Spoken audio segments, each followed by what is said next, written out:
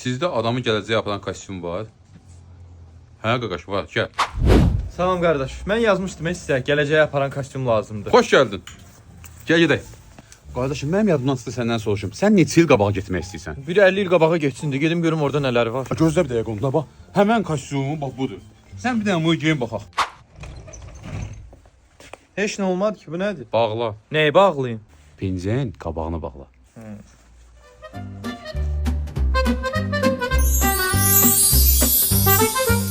Nətərdir, xoşun gəldi? Ay Allah, benim belim ya. Bu ne boşluk burada?